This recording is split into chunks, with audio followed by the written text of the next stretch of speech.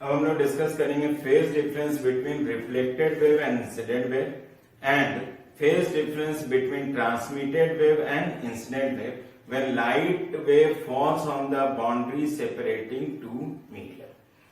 इसमें तीन statement notes में दे रखा है। उन तीन स्टेटमेंट को हम रिलीजियसली जो है रट लेंगे। अभी उस चीज को जो है प्रॉपरली अभी हमको जो है डाइजेस्ट हो या ना हो, बट उसको रटना भी कंपल्सन है। पहला स्टेटमेंट उसके अंदर लिखा हुआ है कि जो if light wave falls on the boundary separating two media from optically rare side then at the point of incidence phase difference between reflected wave and incident wave will be pi radian or 180 degree। तो इस चीज को हम लोग अगर लिखने आते हैं तो हम लोग बोलेंगे कि अगर लाइट वेव फॉल करता है ऑप्टिकली रेयर साइड से तो phase difference between reflected and incident wave, जिसको डेल्टा फाई आर आई लिखते हैं, this will be equals two plus minus of pi radian का। और प्लस माइनस पाई का मतलब हो गया कि फेज डिफरेंस जो आएगा उसके केस में हम बोल सकते हैं कि रिफ्लेक्टेड रे फेज में या तो अहेड हो जाएगा पाई से या फिर लैग कर जाएगा पाई रेडियन से या फिर 180 डिग्री से। अब अगर हम इन जनरल बात करें, जैसे हम लोग लिखते हैं E equals to E naught sine omega t minus k x. अगर हमारा फेज डिफरेंस पाई का होता है तो sine omega t minus k x plus pi लिखेंगे। तो sine omega t minus k x plus pi का वैल्यू क्या हो जाएगा? Minus of sine omega t minus k x के बराबर। मतलब प्लस जो है हमारा चेंज हुआ किसमें? माइनस में। और शिफ्ट फेज शिफ्ट कितने का आएगा उसमें? तो फेज शिफ्ट आएगा हमारा पाई का। इस चीज को समझने के लिए अगर हम लोग जाते हैं तो इसमें ये दो फॉर्मूला जो लास्ट ईयर हम लोगों ने डिराइव किया होगा वो हमारा एप्लीकेबल होगा, उस पर डिस्कस करेंगे। लेकिन उसके पहले स्टेटमेंट नंबर 2। स्टेटमेंट नंबर 2 ये है कि अगर लाइट वेव फॉल करता है boundary separating two media from optically denser side then phase difference between reflected and incident wave at the point of incidence will be equal to 0। इसका मतलब कोई phase difference नहीं आएगा अगर लाइट वेव फॉल करता है boundary separating two media from optically denser side. तो एक चीज हो गया कि डेल्टा फार आई हो गया कि अगर लाइट वेव जो है फॉल करता है ऑप्टिकली रेयर साइड से, लेकिन वही लाइट वेव अगर फॉल करता है ऑप्टिकली डेंसर साइड से तो जो है दोनों का फेज सेम होगा। रिफ्लेक्टेड इंसिडेंट वेव का at the point of incidence there will not be any phase difference which will occur because of reflection part. और इसमें हम लोग लिखेंगे कि ऑप्टिकली डेंसर साइड से अगर आता है तो।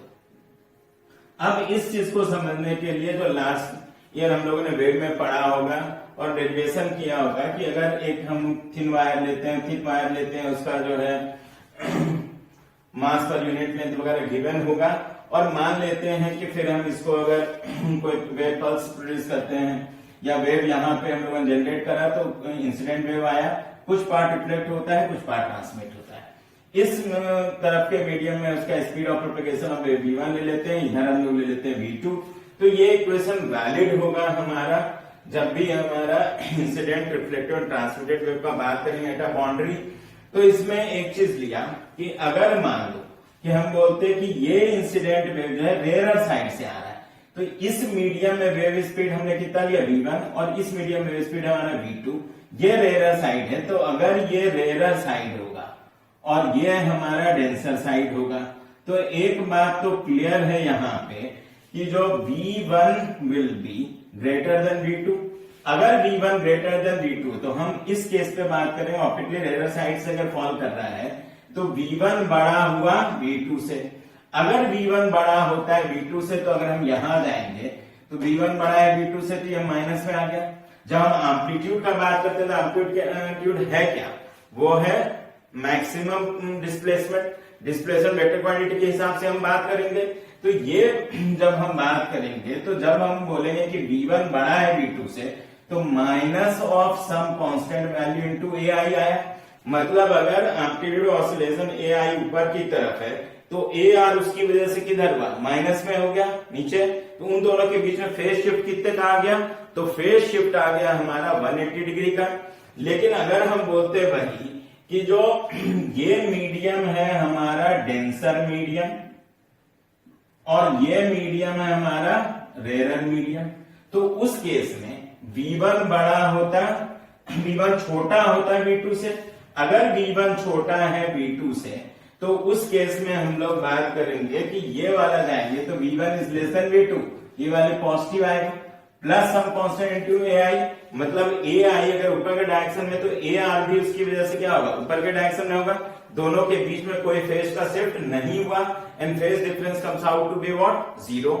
तो यहां से हमारा एक चीज हो गया कि अगर रेयर साइड से फॉल कर रहा है, रेयर साइड से, तो V1 is greater than V2, AR will be some minus of some constant into AI, मतलब इसका डायरेक्शन और इसके डायरेक्शन का अगर हम बात करेंगे तो उसमें हमारा शिफ्ट आएगा कितने का, 180 डिग्री का।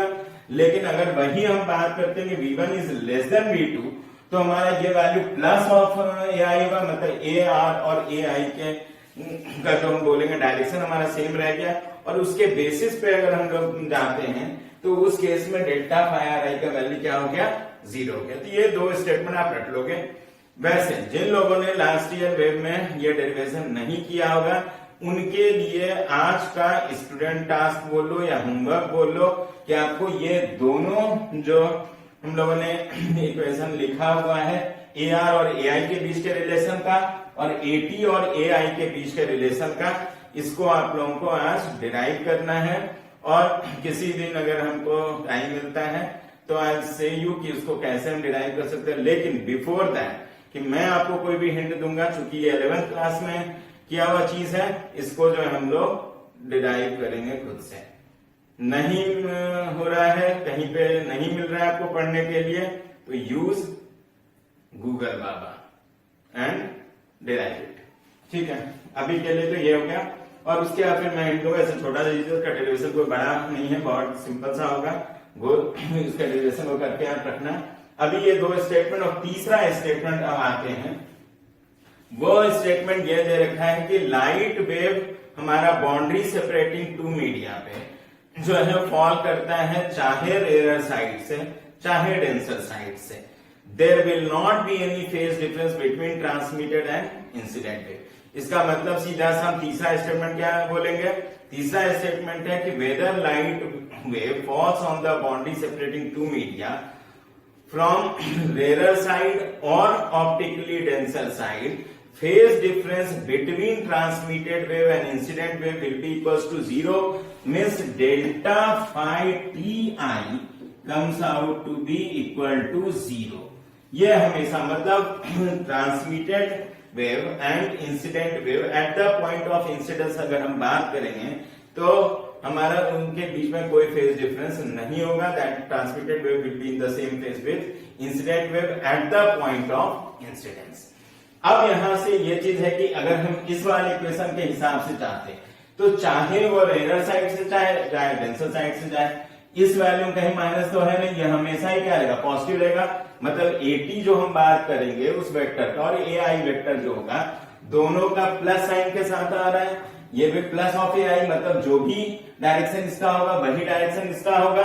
तो उस केस में हम लोग बात करेंगे कि फेज डिफरेंस दोनों के बीच में क्या आएगा, 0 आएगा and transmitted wave will be in the same phase with incident wave at the point of incidence। तो ये तीन स्टेटमेंट आपको याद रखना है। इसका मतलब है कि जो फेज डिफरेंस किसके किसके बीच में पॉसिबल है, रिफ्लेक्टेड और इंसिडेंट के बीच में, वो भी कब, एक केस में जब लाइट वेव फॉल करेगा boundary separating two media from optically rare side. इन चीजों को ध्यान में रखने के बाद एक जो है हम लोग जनरल नॉलेज का बात कर लेते हैं, जो आपके नोट्स में लिखा हुआ नहीं होगा लेकिन आपको याद रखना है। वो ये है कि अगर हम बात करें, मैंने बताया था कि जो इलेक्ट्रोमैग्नेटिक वेव क्या है, तो इलेक्ट्रोमैग्नेटिक वेव जो होगा जिसमें कि electric and magnetic energy travels in the space, तो इलेक्ट्रिक फील्ड और मैग्नेटिक फील्ड वेक्टर उसमें ऑसिलेट करता है perpendicular direction to each other in the same phase. अब किसी इंस्टेंट ऑफ टाइम पर इनसाइड अ मीडियम अगर हम instantaneous value of magnitude of electric and magnetic field का रिलेशन देखते हैं तो वो रिलेशनशिप होता है E equals to V into B. तो एक चीज हो गया कि relationship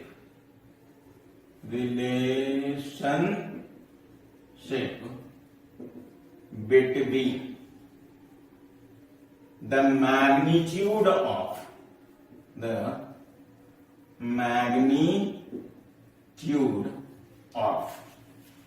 instantaneous value of electric and magnetic field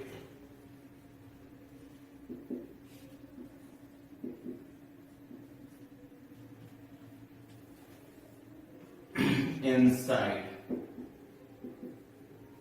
a medium।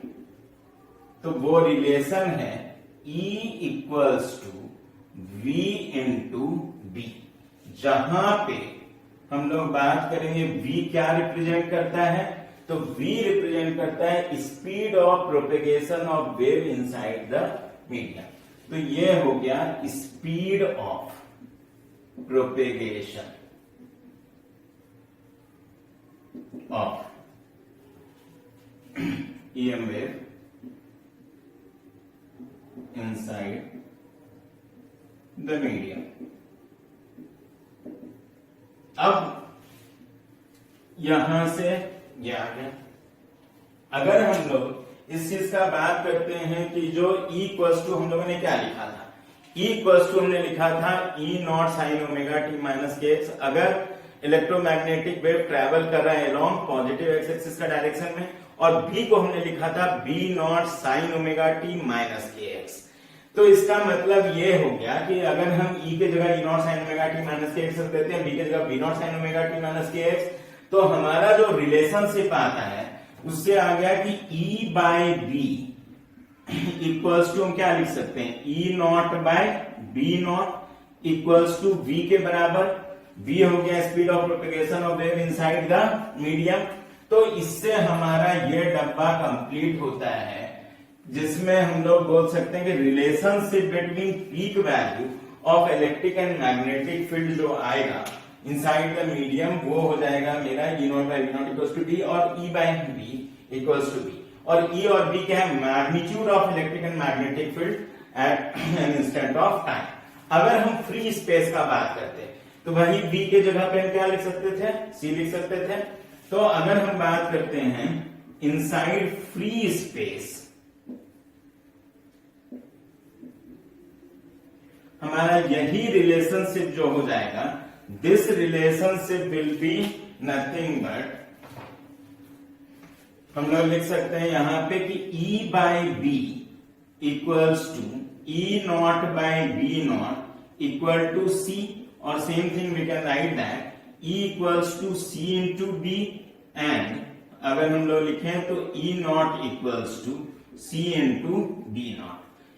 ये जो है कंपल्सरी रिलेशन है आपको याद रखने के लिए, ये और ये वाला, क्योंकि मेंस में पिछले 4-5 सालों में किसी भी इक्वेशन पे क्वेश्चन आया हो या ना आया हो, लेकिन इस इक्वेशन पे क्वेश्चन डेफिनेटली रहता है।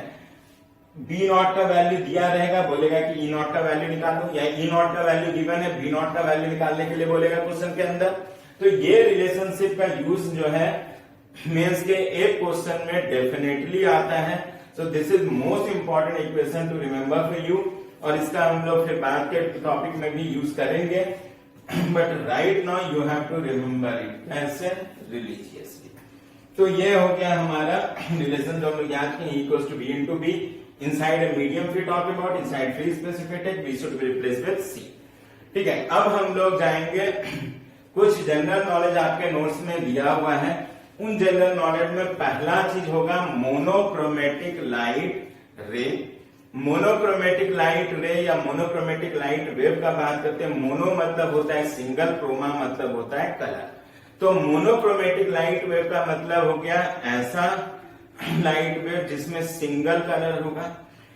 मैंने बताया था कि हर कलर जो होता है उसका अपना अलग वेवलेंथ होगा, मतलब different wavelength will be having different colour. इसका मतलब मोनोक्रोमेटिक लाइट वेव के अंदर जो है कितना वेवलेंथ होगा, 1। तो मोनोक्रोमेटिक लाइट रे और monochromatic light wave consist of single wavelength of light. फिर दूसरा आता है हमारा पॉलीक्रोमेटिक लाइट रे। पॉलीक्रोमेटिक लाइट रे में जब हम बात करते हैं तो पॉली मतलब हो गया मेनी, क्रोमा मतलब कलर, मतलब ऐसा लाइट वेव या ऐसा लाइट रे जो कंसिस्ट करता है डिफरेंट वेवलेंथ्स ऑफ लाइट, तो उसको हम लोग क्या बोलते हैं, तो वो बोलते हैं हम लोग पॉलीक्रोमेटिक लाइट रे। तो polychromatic light ray consist of different wavelengths of light. अब जब हम पॉलीक्रोमेटिक लाइट का बात करेंगे तो उसमें बताया था कि हम सेम मीडियम लेते हैं, सेम मीडियम का रिफ्रैक्टिव इंडेक्स डिफरेंट वेवलेंथ के लिए हमारा क्या होता है, डिफरेंट होता है। और वो रिलेशन हमने पढ़ा था Cauchy relation, that is n equals to a plus b by lambda इसका, जहां a और b कांस्टेंट है जो डिपेंड करता है नेचर ऑफ द मीडियम के ऊपर, और लैम्डा पे डिपेंडेंसी शो करता है कॉची रिलेशन। उसके बाद हम लोग जो एक मीन रेस में वर्ड होगा, मीन रे का मतलब ये होता है कि अगर मान लो कि एक पॉलीक्रोमेटिक लाइट रे है, लैम्डा 1 लैम्डा 2 लैम्डा 3 3 वेवलेंथ है, हम तीनों का एवरेज निकालते हैं और उस एवरेज वेवलेंथ का वैल्यू देखते हैं कि इस तीन में से किसके सबसे क्लोज आ रहा है, उस क्लोज वेवलेंथ वाले को हम क्या बोलते हैं, तो मीन रे बोलते हैं। जैसे पॉलीक्रोमेटिक लाइट एक एग्जांपल है हमारा व्हाइट लाइट। व्हाइट लाइट में हम लोग बात करते हैं कि जो हमारा वेवलेंथ कहां से कहां तक होता है, 400 नैनोमीटर से लेकर के 700 नैनोमीटर का हर वेवलेंथ उसके अंदर होगा। और हमको जो उसके अंदर होता है 7 बैंड ऑफ लाइट मिलता है। 7 बैंड ऑफ लाइट जिसको हम विजुअल वगैरह पढ़ते हैं, उसमें क्या है कि सिर्फ 7 कलर्स नहीं है, that is 7 band of light है। 7 बैंड ऑफ लाइट होने का मतलब क्या होगा, जैसे मान लो कि बेसिक प्राइमरी कलर जो हम लोग कभी भी बात करते हैं, प्राइमरी कलर कौन कौन सा है, प्राइमरी कलर है हमारा रेड, ग्रीन एंड ब्लू। बाकी जितने भी कलर होंगे वो इन तीन का कॉम्बिनेशन होता है, ठीक है। अब हम देखेंगे कि जैसे एग्जांपल के तौर पे अगर रेड का वेवलेंथ का बात करें तो 700 नैनोमीटर के आसपास में, अब 700 नैनोमीटर ले लो, 750 ले लो, 740 ले लो, इस तरह का नैनोमीटर वाला लिया, तो इसके आसपास में जैसे 695 नैनोमीटर ले लिया, 690 नैनोमीटर, तो वो जो हमारा कलर होगा, कलर रेड का वेरिएशन आना शुरू होगा। वेवलेंथ जैसे जैसे चेंज होगा, रेड का वेरिएशन आए तो रेड कलर का ही डिफरेंट हमारा जो है कलर आता जा रहा है, वो एक बैंड बना देगा। उसी तरह से अगर हम लोग बात करें 400 नैनोमीटर के आसपास का, तो 400 नैनोमीटर के आसपास का मान लो कि ब्लू का शेड आता है उसके आसपास में, तो 400 से अगर लेना शुरू करें, मान लो 390 लेते, 395 लेते, 400 के बाद कर ले 405 ले लें, 410, तो जैसे जैसे 400 से हम लोग जो वेवलेंथ चेंज करेंगे तो इनिशियली जो हमारा शेड आएगा ब्लू का जो चेंज होता रहेगा कलर, ब्लू का कलर जो है डिफरेंट जो शेड आएगा वो ब्लू के शेड का आता चला जाएगा, तो वो वायलेट का बैंड दिखता है हमको। उसी तरह से फिर वेवलेंथ में चेंज होता है तो डिफरेंट बैंड होता है, क्योंकि 400 से 700 नैनोमीटर के बीच में हम लोगों को लार्ज नंबर ऑफ वेवलेंथ होगा, और हमारा एक पर्टिकुलर वेवलेंथ के आसपास का जो हमारा वेवलेंथ होगा उसका कलर जो है उसी के शेड से वो करता हुआ चेंज करता हुआ चलेगा। और इसलिए हम लोग बात करते हैं कि हमारे पास कितने बैंड होते हैं, तो 7 बैंड होते हैं। अब इसमें आता है कि mean ray of white light किसको कहते हैं, तो 7 बैंड में विजुअल का बात हम लोग जानते ही है। अब मीन रे जो हम बात करेंगे व्हाइट लाइट के केस में, तो उसमें येलो लाइट को कहा जाता है मीन रे। तो मीन रे का मतलब समझा दिया, और मीन रे जो है हमारा व्हाइट लाइट के लिए किसको लेते हैं, तो yellow colour is called mean रे। तो ये हमारा हो गया पॉलीक्रोमेटिक लाइट के, अगर हम मीन रे के बारे में बात करेंगे। उसके बाद अब हमारा जो उसके अंदर टॉपिक दे रखा होगा वो होगा एक फर्मेट्स प्रिंसिपल। तो फर्मेट प्रिंसिपल हमारा ये बोलता है कि जो अगर हम स्पेस में 2 पॉइंट ले लेते हैं और एक पॉइंट पर हमने जो है एक पॉइंट सोर्स ऑफ लाइट रख दिया। पॉइंट सोर्स ऑफ लाइट रखेंगे तो पॉइंट सोर्स से लाइट जो है हर डायरेक्शन में लाइट एनर्जी निकलेगा। तो बोला कि जो वेव हमारा बी तक पहुंचेगा, जो दूसरा पॉइंट था, ए पे हमने पॉइंट सोर्स रखा, बी तक पहुंचना है, तो जो भी लाइट वेव बी तक पहुंचेगा, एक पर्टिकुलर लाइट वेव होगा जो बी तक पहुंचेगा, तो ए से बी तक जो लाइट वेव पहुंचेगा वो हमेशा ऐसा पाथ चूज करता है जिसमें उसको मिनिमम टाइम लगे to travel from A to B. तो ये हो गया हमारा फर्मेट प्रिंसिपल। तो फर्मेट प्रिंसिपल ये कहता है कि लाइट वेव टेक्स या लाइट रे टेक्स बोल सकते हो minimum time to travel from one point to other point in the space.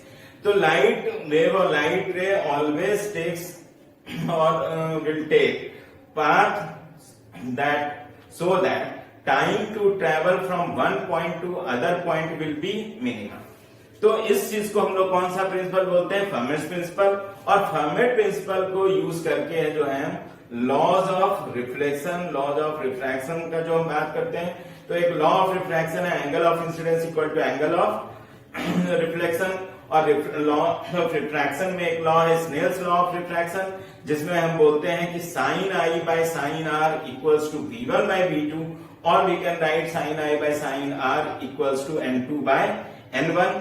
और इन सबको, इन दोनों लॉ को हम प्रूव कर सकते हैं यूजिंग फर्मेट्स प्रिंसिपल। तो फर्मेट प्रिंसिपल के केस में एक चीज सिंपल सा हम लोग लेकर के चलते हैं कि मान लो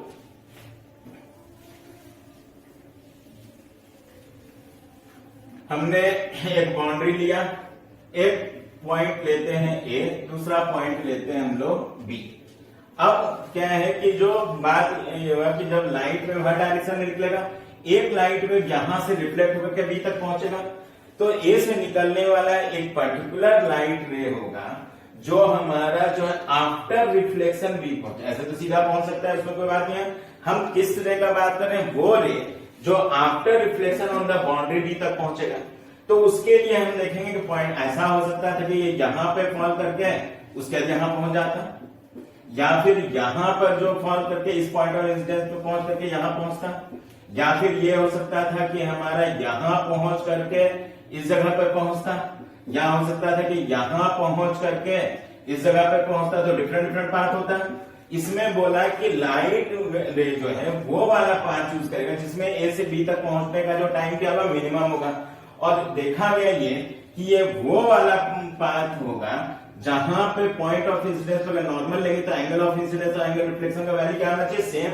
तो यूजिंग फर्मेट प्रिंसिपल हम इस चीज को प्रूव कर सकते हैं कि लाइट रे आफ्टर रिफ्लेक्शन ए से जब बी पे पहुंचेगा तो वो हमेशा वो वाला पाथ चूज किया जाएगा जिसमें एंगल, जिस पर अगर हम पॉइंट ऑफ इंसिडेंस पे नॉर्मल ड्रॉ करते हैं तो एंगल ऑफ इंसिडेंस और एंगल रिफ्लेक्शन का वैल्यू क्या होगा?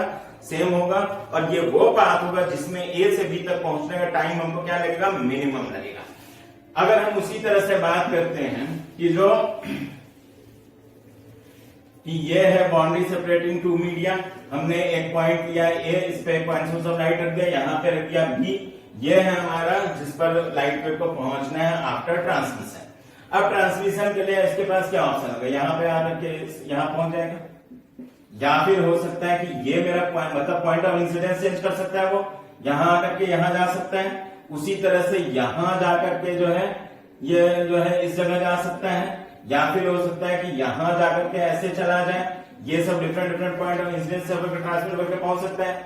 तो हम देखेंगे कि वही लाइट रे ए से बी तक पहुंचेगा जिसके पॉइंट ऑफ इंसिडेंस पे जो हम नॉर्मल ड्रॉ करेंगे, तो ये अगर एंगल ऑफ इंसिडेंस अल्फा है और ये जो है बीटा एंगल ऑफ अगर हम रिफ्रैक्शन ले लें, इसमें speed of propagation of wave अगर v1 है, इसमें speed of propagation of wave v2 है, इसका रिफ्रैक्टिव इंडेक्स अगर n1 है और इसमें रिफ्रैक्टिव इंडेक्स n2 है, तो हम बोलेंगे कि वही लाइट रे ए से बी तक पहुंचेगा जिसके लिए हम बात करेंगे जो फॉलो करेगा sine alpha by sine beta equals to v1 by v2 और n2 by n1 equal to के बराबर होगा। तो ये हमारा है स्नेल्स लॉ ऑफ रिफ्रैक्शन जो हम प्रूव कर सकते हैं फर्मेट प्रिंसिपल से। तो ये वो वाला पाथ हम बात करेंगे जिसमें ये रिलेशनशिप होल्ड करेगा, और ये वो पाथ होगा जिसमें ए से बी तक पहुंचने का टाइम हमको क्या लगेगा? मिनिमम लगेगा। तो अब इस फर्मेट प्रिंसिपल के बेसिस पे हम एक क्वेश्चन करेंगे। हम चलेंगे क्वेश्चन नंबर 12 पे जिसमें फर्मी प्रिंसिपल का यूज करके हमको स्नेल्स लॉ ऑफ रिफ्रैक्शन को प्रूव करना है। तो फर्मी प्रिंसिपल क्वेश्चन में से आती क्वेश्चन में मैंने लिख दिया है कि light ray takes minimum time to travel from one point to other point in the space. Question में दे रखा है कि जो ए एक पॉइंट है जो मीडियम 1 के अंदर लाई कर रहा है, बी है दूसरा मीडियम के अंदर एक पॉइंट लाई कर रहा है, और ये हो गया boundary separating two media. Question में दे रखा है कि speed of propagation of wave first medium v1 है, इस मीडियम में जो है सेकंड मीडियम में v2 है, रिफ्रैक्टिव इंडेक्स इसका n1 है और इसका n2 है, और इसके हिसाब से हमको प्रूफ करने के लिए है कि sine alpha by sine beta जो है v1 बाय v2 के बराबर होगा, या sine alpha by sine beta equals to n2 by n1 के बराबर होगा।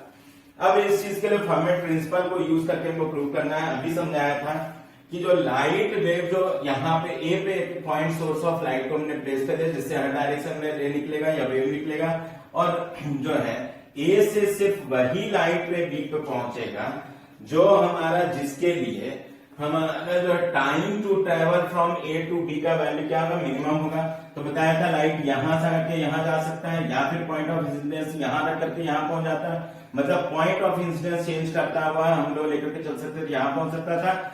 लेकिन जो है लाइट मिनिमम टाइम ट्रेवल करने वाले पाथ को चूज करता हुआ ए से बी तक पहुंचेगा अकॉर्डिंग टू फर्मी प्रिंसिपल। तो हम ले लेते हैं कि एक पॉइंट ऑफ इंसिडेंस जिस पाथ पर जाने पे उसको ए से बी पहुंचने में टाइम क्या लगेगा, मिनिमम, तो इसी पाथ को वो फॉलो करेगा। तो हम बात करेंगे कि ये मान लो यहां से यहां आया, ये हो गया मेरा पॉइंट ऑफ इंसिडेंस, इसको हम नाम दे देते हैं, यहाँ ये हो जाएगा normal at the point of incidence, इसको हम नाम दे देते हैं पी का।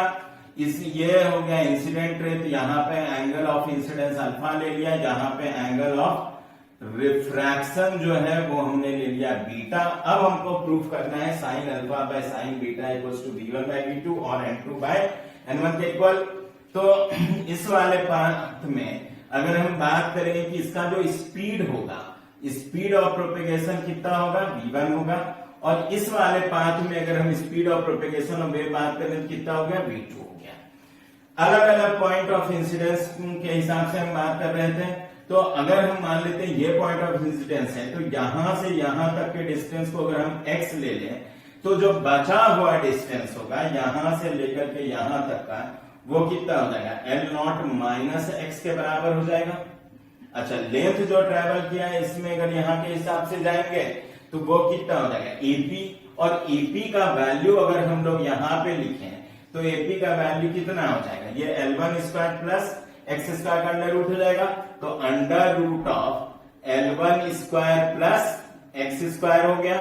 अगर हम लोग वही चीज यहां पे लिखते हैं PB के लिए, तो PB का वैल्यू अगर लेंगे तो यहां से यहां तक का डिस्टेंस क्वेश्चन में मेंशन है कितना, L2, यहां से यहां तक L0 माइनस एक्स है, तो हम लोग लिख लेंगे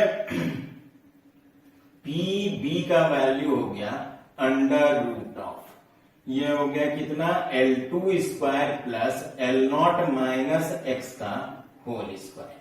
तो ये पॉइंट हो गया हमारा, ठीक है। नेक्स्ट हम देखते हैं ये एंगल अल्फा है, तो ये एंगल अल्फा होगा। तो अगर हम इस ट्राइंगल से देखेंगे तो साइन अल्फा को हम क्या लिख सकते हैं, साइन अल्फा को लिख सकते हैं एक्स बाई एपी।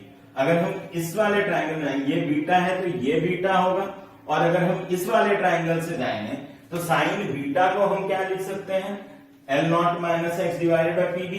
तो पहले हम इस ट्राइंगल से लिखें तो sine alpha can be written as nothing but x divided by AP, और अगर हम लोग इस वाले ट्राइंगल से देखें तो sine beta can be written as L0 minus x divided by हमारा क्या हो जाएगा, पीबी हो जाएगा, ठीक है।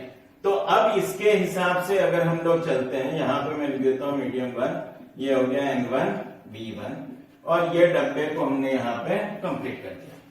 अब यहां से बात हम लोग ये कर रहे हैं कि जो अगर ए से लाइट जो है t=0 पे स्टार्ट किया और यहां पे पहुंचा मान लो टाइम कैपिटल T पे, तो ये t का वैल्यू मिनिमम होना चाहिए, क्योंकि लाइट वे जो हमेशा या वेव ऐसा पाथ चूज करता है जिसमें टाइम मिनिमम लगे। तो हमने इस पाथ को अगर लिया है तो ये t का वैल्यू क्या होना चाहिए, मिनिमम। तो पहले हम t यहाँ पे निकालते हैं, तो t इक्वल्स टू हो गया time to travel from point A to point B। अच्छा, अब t का वैल्यू अगर हम लिखने जाएंगे तो टाइम टू ट्रैवल हो गया मेरा t, यहां पे स्पीड अलग है, यहां पे स्पीड अलग है, तो लिखेंगे टाइम a से p तक जाने का, तो लिखेंगे t ap plus time p से b तक जाने का, तो हो गया t pb। अब हम टाइम a से p तक का बात करेंगे, अगर तो a से p तक में अगर बात करेंगे तो डिस्टेंस अपॉन स्पीड ले लेंगे, तो ये हो जाएगा ap divided by v1 plus इसमें देखेंगे तो ये हो जाएगा pb डिवाइडेड बाय v2।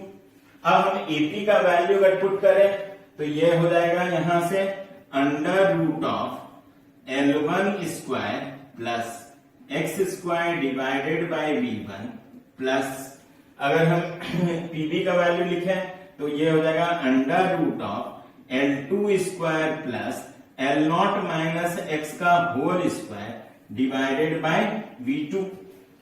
अब हम इस एक्सप्रेशन के हिसाब से देखते हैं तो हमको सीधा सा बात ये पता चलता है इसमें L1 कांस्टेंट है, V1 कांस्टेंट है, L2 कांस्टेंट है, V2 कांस्टेंट है, L0 कांस्टेंट है, मतलब x हमारा जो है इसके अंदर वेरिएबल है।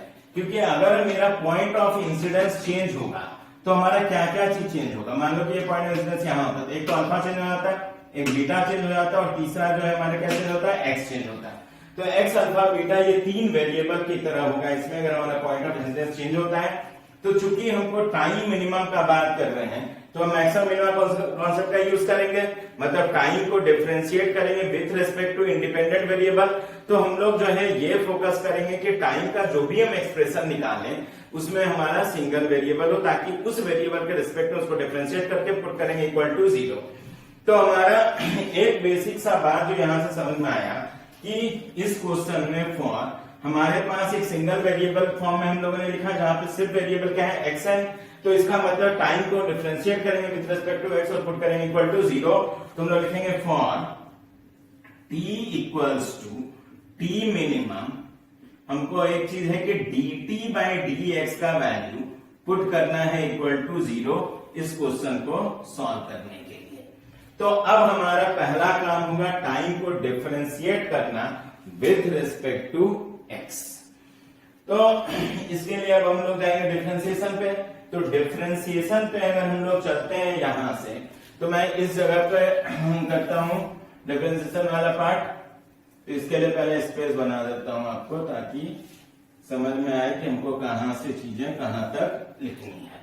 तो यहां से हमारा शुरुआत होता है इस वाले पार्ट में, और हम लोग अगर जाते हैं इसके डिफरेंशिएशन पे तो पहले t का वैल्यू यहां पे लिख देता हूं, t इक्वल्स टू हो गया हमारा under root of L1 square plus x square divided by V1 plus ये हो गया मेरा under root of L2 square plus L minus x का whole square divided by L0 का whole square divided by V2। अब हम differentiate करते हैं। तो डिफरेंशिएशन वाले पार्ट को मैं यहां पे शो कर देता हूं क्योंकि स्पेस ज्यादा चाहिए होगा उसके लिए। तो हम लोग लिखते हैं यहां से कि dt बाय dx, तो dt by dx equals to, तो v1 तो कांस्टेंट है, 1 बाय v1 यहां पे लिख लेंगे। अब ठीक है, अब हम जाते हैं इसके डिफरेंशिएशन पे। तो हमको पता है इसके डिफरेंशिएशन में अंडर रूट ऑफ L1 का प्लस एक्स स्क्वायर है, तो हो जाएगा 1/2। ये हो जाएगा हमारा under root of L1 square plus x square, फिर इसको डिफरेंशिएट करेंगे तो ये हो जाएगा हमारा 2x। ये होगा डिफरेंशिएशन इसका। अब उसी तरह से हम इस वाले पार्ट पे जाएंगे तो 1/v2 इधर आ जाएगा। तो इसको एक काम करता हूं, यहां पे लिख देता हूं प्लस, और इस जगह पर अगर लिख के जाएंगे तो हो जाएगा 1/v2। अब इसके वाले पार्ट में अगर जाते हैं तो ये हो जाएगा 2 under root of L2 square plus L0 minus x का होल स्क्वायर, फिर इसको डिफरेंशिएट करेंगे तो ये हो जाएगा 2 times of L0 minus x, फिर हम इसको डिफरेंशिएट करेंगे एल नॉट माइनस एक्स को, ये वैल्यू जगह -1, तो ये हो गया डिफरेंशिएशन के हिसाब से। तो अब हम लिख सकते हैं dt by d x equal to, ये 2 कैंसल आउट हो गया, तो यहां पे आ गया 1/v1, और इसको हम लिख सकते हैं x divided by under root of L1 square plus x square, यहां से माइनस ले लेते हैं तो माइनस, ये 2 कट गया तो हो गया 1/v2, और इसको अगर हम लोग लिखेंगे तो हो गया L not minus x divided by under root of L2 square plus L not minus x का होल स्क्वायर। तो ये हमारा एक्सप्रेशन आ गया आफ्टर डिफरेंशिएशन जो हम लोग बात कर रहे हैं। अब यहां से एक चीज देखेंगे कि L1 square plus x square का जो बात है वो AB के बराबर है, और ये वाला पार्ट जो है किसके बराबर है, PD के बराबर है। तो हम dt बाई डी एक्स को अगर लिखने के लिए जाएं यहां से, तो मेरे ख्याल से आप लोग जो है ये डायग्राम बना चुके होंगे। तो मैं इस डायग्राम को अभी के लिए क्या करता हूं, रब कर देता हूं, ताकि हमारे लिए स्पेस रहे इस चीज को प्रूव करने के लिए। तो बेटर है कि मैं इस वाले पार्ट को रब करता हूं, ताकि डायग्राम आपको समझाने में मेरे को आसानी रहेगा।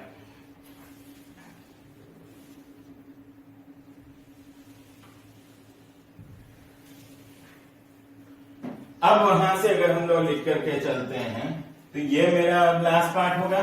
तो लास्ट पार्ट के हिसाब से अगर हम लिखें तो ये हो गया मेरा dt by d x equal to, ये हो जाएगा 1/v1, और यहां पे लिखेंगे तो ये हो गया x divided bye AP minus, ये हो गया 1/v2, और ये हो गया हमारा L not minus x divided by PB।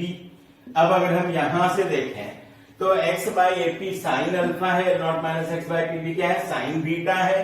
तो dt बाई डी एक्स का वैल्यू हो गया हमारा 1/v1, और यहां पे कितना हो गया साइन अल्फा माइनस, ये हो गया 1/v2, और इस जगह पे हमने क्या लिख लिया, साइन बीटा।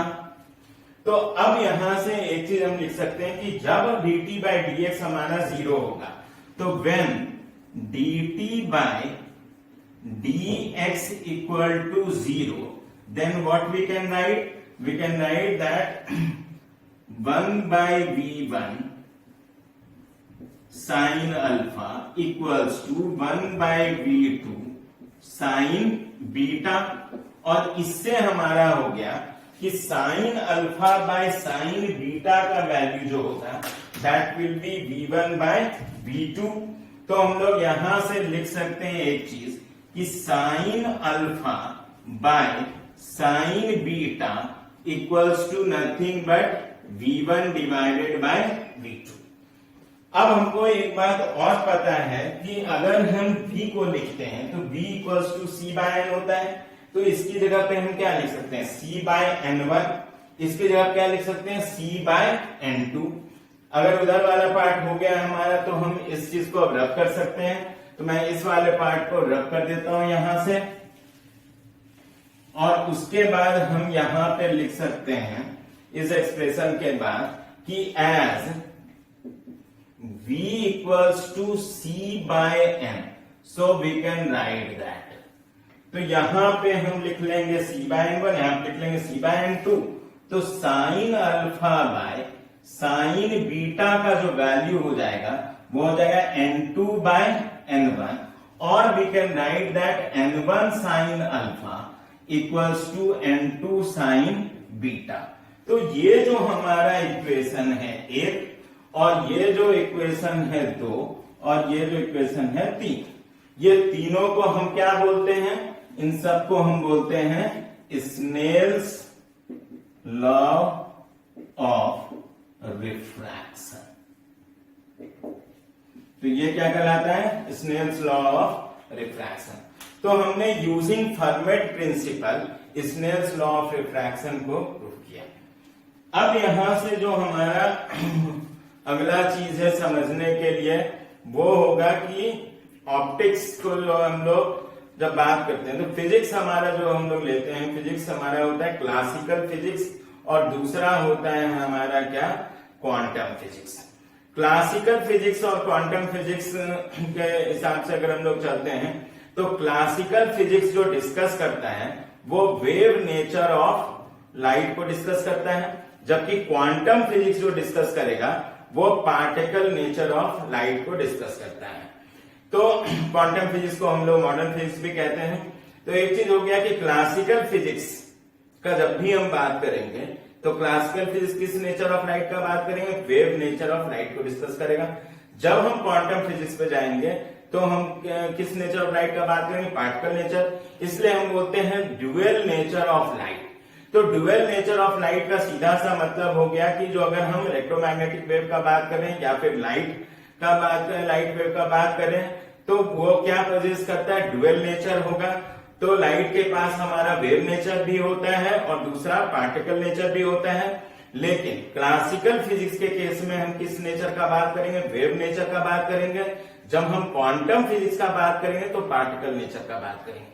अभी जो हम टॉपिक पढ़ेंगे पूरा geometrical optics and wave optics, दोनों अकॉर्डिंग टू क्लासिकल फिजिक्स होगा और दोनों डिस्कस करता है वेव नेचर ऑफ लाइट। तो according to classical physics optics को हम जो है दो पार्ट में अभी डिवाइड कर रहे हैं। एक कहलाएगा हमारा ज्योमेट्रिकल ऑप्टिक्स जिसको हम रे ऑप्टिक्स भी कहेंगे, दूसरा कहलाएगा वेव ऑप्टिक्स जिसको हम फिजिकल ऑप्टिक्स भी कहते हैं। बट दोनों में अब डिफरेंस क्या है ज्योमेट्रिकल ऑप्टिक्स और वेव ऑप्टिक्स में, तो हम लोग ज्योमेट्रिकल ऑप्टिक्स का जो पहला कंडीशन है वो ये कहता है कि if wavelength of light is very small in comparison to obstruction in the path of light wave, मतलब size of obstruction in the path of light wave, then path of propagation of light wave is taken straight line and motion is considered rectilinear motion. So geometrical optics discusses about the rectilinear propagation of light wave. तो condition for geometrical optics क्या हो गया, if wavelength of light is very small in comparison to size of obstruction in the path of light wave या dimension of obstruction in the path of light wave, then the path of propagation of light wave is taken what, straight line and motion क्या बोलेंगे, rectilinear motion. तो geometrical optics क्या discuss करता है, rectilinear propagation of light wave. जबकि हम लोग जब पढ़ेंगे फिजिकल ऑप्टिक्स के केस में वेव ऑप्टिक्स, तो वहां पे देखेंगे कि जब हम कोई होल लेते हैं, अगर होल का साइज बड़ा है, लाइट वेव अगर क्रॉस कर रहा है तो स्ट्रेट लाइन होगा, रेक्टिलिनियर प्रोपेगेशन। लेकिन वही होल के अगर एड्ज के पास से पास करता है लाइट वेव तो there will be bending of light, जो कि हम डिफ्रैक्शन वगैरह के बारे में बात करेंगे। तो वो हमारा टॉपिक जो आएगा वो फिजिकल ऑप्टिक्स में बात करेंगे। अभी ज्योमेट्रिकल ऑप्टिक्स के हिसाब से हमको कंडीशन यही याद रखना है कि wavelength of light is very small in comparison to size of obstruction in the path of light wave and path of propagation should be taken straight line and motion is rectilinear motion. यहां से हम लोग जो discuss करेंगे अगले video से वो पूरा का पूरा डिस्कशन होगा ज्योमेट्रिकल ऑप्टिक्स पे। और ज्योमेट्रिकल ऑप्टिक्स को हम डिवाइड करेंगे दो मेजर पार्ट में, reflection phenomena and refraction phenomena. Reflection phenomena में हम बात करेंगे reflection on a plane boundary, then reflection on a spherical boundary majorly, और उसी तरह रिफ्रैक्शन में भी जो हम जाएंगे तो refraction at a plane boundary, then refraction at spherical boundary. तो ये हमारा ओवरऑल जो ज्योमेट्रिकल ऑप्टिक्स का जो डिवीजन हम लोग करके चलेंगे टॉपिक के अंदर उसको करेंगे। अगले वीडियो में हम लोग स्टार्ट करेंगे पहले रिफ्लेक्शन फेनोमेना।